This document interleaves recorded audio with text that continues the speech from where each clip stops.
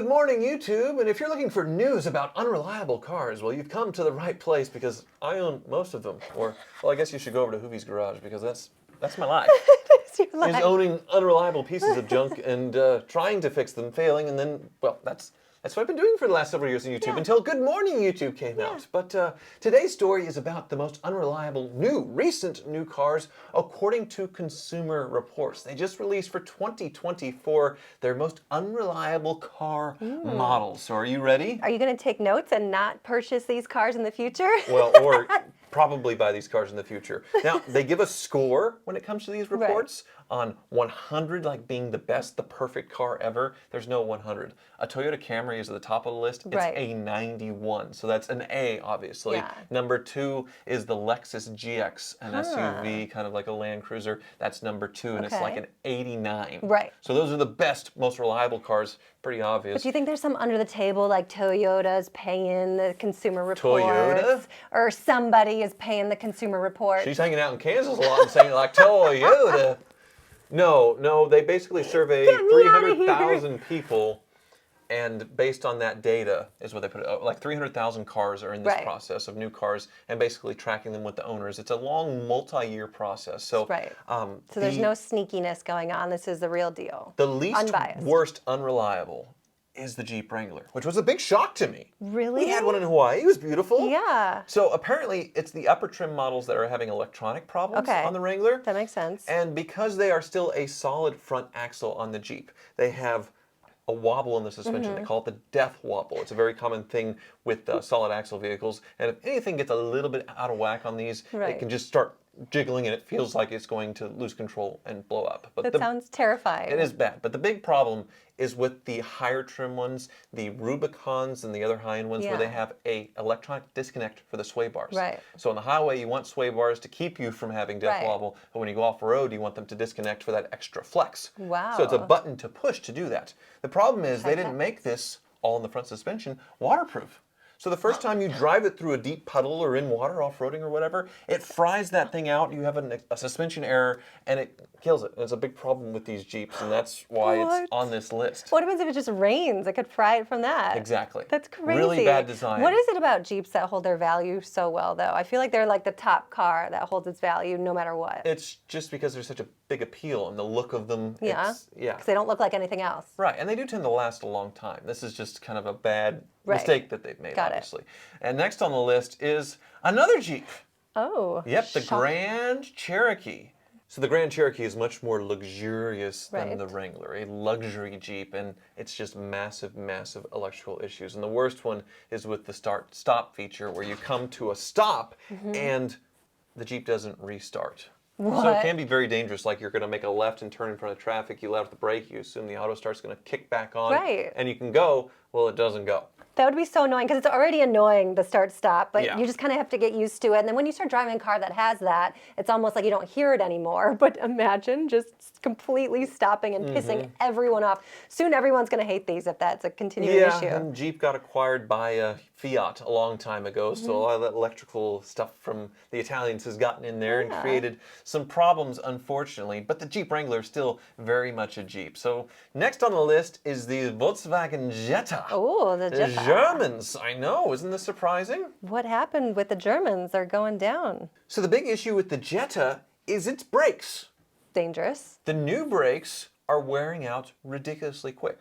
So people are reporting 15, not even 20,000 miles, and their rear brake pads are gone. They're worn down, worn out. Whatever design flaw there is, they're going through brakes like crazy. That doesn't seem right. It's a big thing that people are complaining about on the Jetta, which is why it's on this list. Normally, pretty basic, normal German car that's pretty much middle of the road when it comes to reliability, but they have a big problem right now. I feel like we're past like a brake issue like that. That doesn't even seem like it could happen in 2024. Right. Next on the list, Nissan Frontier.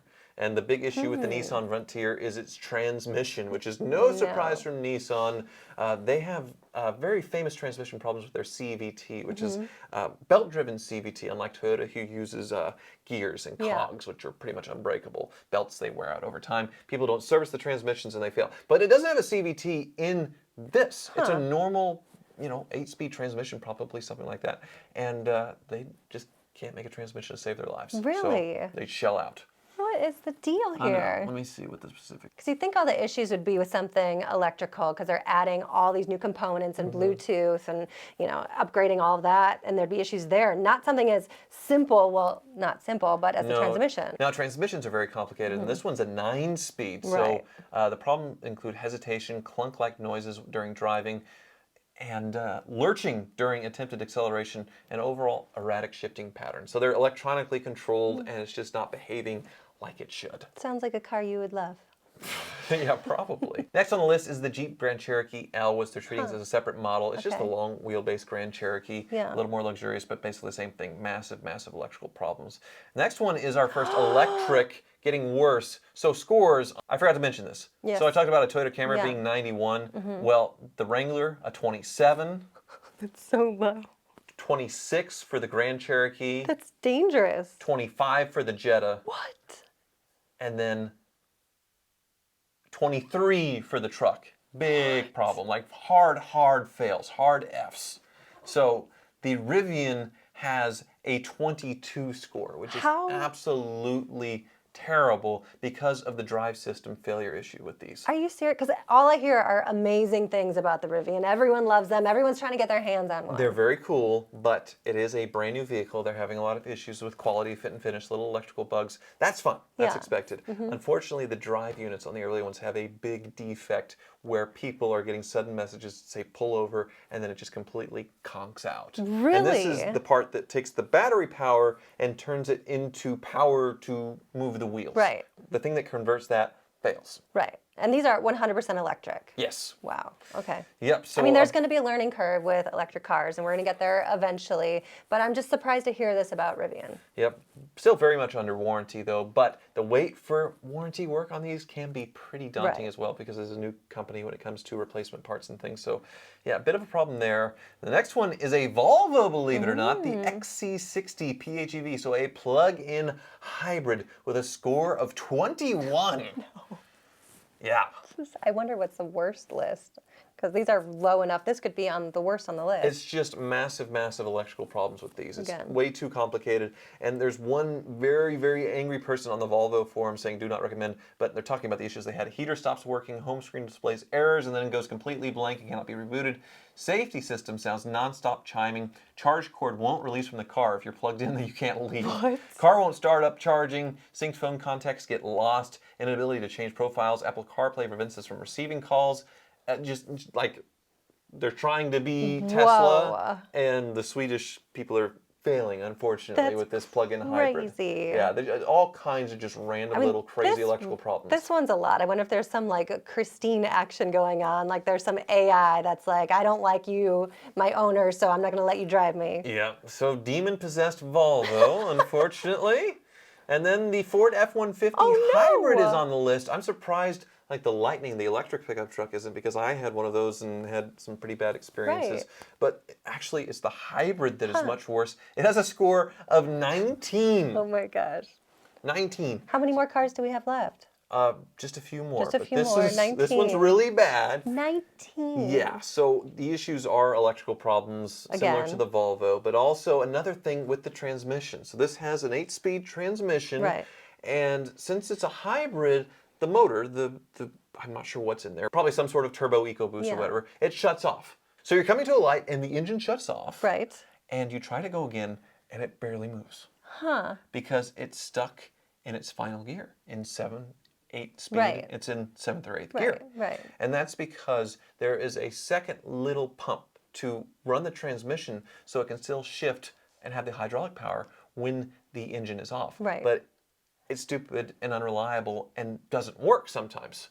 So another situation where you're wanting to turn in front of traffic, you slow down, the car's not running, you assume it's going to start going again, but then it barely moves. And here comes oncoming traffic. That's the worst thing for oncoming traffic and any kind of traffic. I remember when I was learning stick and I stalled coming into traffic, and I'm like, you're like in death match right there when that happens. Yeah. And this is a constant thing. So even if you get it fixed, it's going to be like post-traumatic stress In the disorder, back of your driving head. this in the back of your head constantly. You're not even going to want your kids to ever drive it. Like this is Yes, a death trap. massive design flaw, Yeah. which I don't know if they can fix it other than a big redesign. But I imagine it's a big recall, but it's a big frustration Right. with owners. Now, this one is another Volkswagen. The next one, a Volkswagen Taos. Oh, okay. And it's not a hybrid, it's No. not anything fancy, it's just a normal entry-level crossover. Right. But unfortunately, it has a score of only 18. Oh no, how did it get that score? So in addition to the braking problems of the Jetta I guess. and some electrical issues, it has engine problems. This thing loves to eat coolant. They had defective head gaskets, which is what separates the block, the bottom of the engine to the top end, Yeah. and there's coolant passages in there, Right. and somehow it's getting into the combustion chamber, much like the Ford Focus RS of 10 years ago or so, or the Fiesta ST, whatever it was, and big head gasket, big motor problems on the Volkswagen Taos. It's wild because we've been working on these, internal combustion cars forever, and then now you're having problems now. And yeah, I get problems on hybrids or electric cars, but these old school cars. Well, I the don't get it. problem with the internal combustion car is they're trying to engineer it to be as small as possible, as efficient as Right. possible, but still powerful and not polluting. So they are so complicated nowadays. Right. You go out to my 2005 Escalade and it's like, I know what all this is. It's very easy. Anybody could work on it. And then you look at a modern one and it's Right. Well, kind of reminds me of any appliance today, like a refrigerator, a dishwasher, anything. The newest ones break down because all the electronics, you have to figure it out, and it shorts out. But like those old school fridges back in your garage that were made in the 60s, like they are still plugging away. yeah. So are you ready for the most unreliable car according to Consumer Reports? Yes. It is the Chrysler Pacifica Hybrid. So we started with a Fiat Chrysler product with a Jeep, and we ended with a Fiat Chrysler product, the Pacifica Is this Hybrid. the ugliest or This the one has a worst score one? of 14 out of possible 100. 14! How is it even street legal if it's at 14? So they have a hybrid battery in these things. Okay. They have a horrible hybrid battery management system, apparently, Yeah. that overcharges the battery, runs it down. It's really shortening the battery life. So they're just failing left and right, in addition to all of these electronic problems because it is sort of a newer hybrid. But Right. yeah, they tried to come out with a hybrid minivan. Good idea in principle, but they have a long way to go when it comes to software, and they're blowing up the batteries in these things. Oh yeah, well, blowing up batteries reminds me of like, okay, it's just going to start on fire, and No, then I you mean- can't put these battery fires out. That's part of the danger of In it. an accident, I suppose there is the issue, and firefighters are complaining about it. But more, it's just running the batteries down and just completely Right. failing them. So do Yeah. you think every car company is going to attack us now because we're kind of highlighting their list of the worst problems in their cars? Toyota won't. Lexus won't. They're at the top of reliability all the time. Right. So what's the most unreliable car that you've owned? I feel like I've never had like a hoopty or like a bad car. Like they've all been great Really? cars. Like a 95 Camaro, a Lincoln LS, a Lincoln Cadillac STX. Hold on, a Lincoln LS had the Jaguar-based platform It was and great. drivetrain. It should have left you stranded all the time, but it didn't. I drove across country from Chicago to LA, found that the governor chip was about at 120 in the panhandle of Texas, got pulled over, got out of that ticket. It was a great, reliable car. I got there in no time. You Like, got the that's only a great car. reliable one in the world.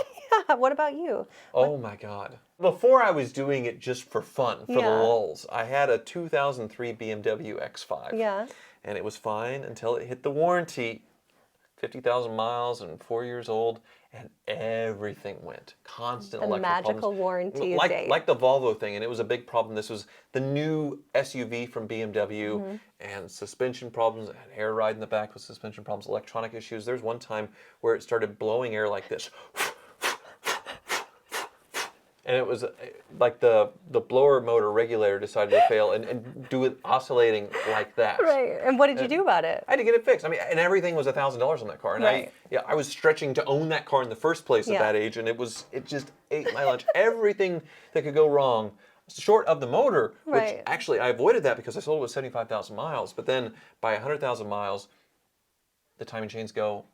Terrible thing. So I was right and smart to sell it at that time. Also, it had really wide tires with the sport package, Right. and because they were so wide and they couldn't get the alignment quite Yeah. right, I would go through these $400 a piece tires every 15 or 20,000 miles What? because of the BMW Sport wheels package. Yeah.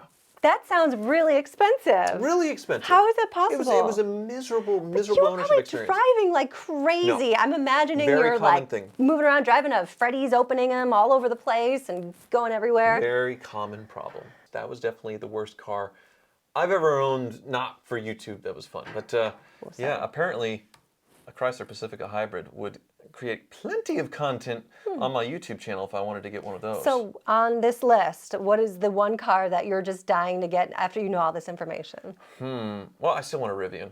Yeah, Rivian? I'd love to experience a Rivian. They're starting to depreciate, and they are really cool, but still waiting for that Cybertruck. Elon, come on. I put 2 deposits down. 2? Give me some Cybertruck. Come on. And thank you so much for watching. Elon's not watching, but you are, so thank you so much. Really shortens its life. Come on. I'm really shortening my life right now. Okay. With the stroke that I'm having, or aphasia, or okay. Yeah. So are you ready for the most unreliable car according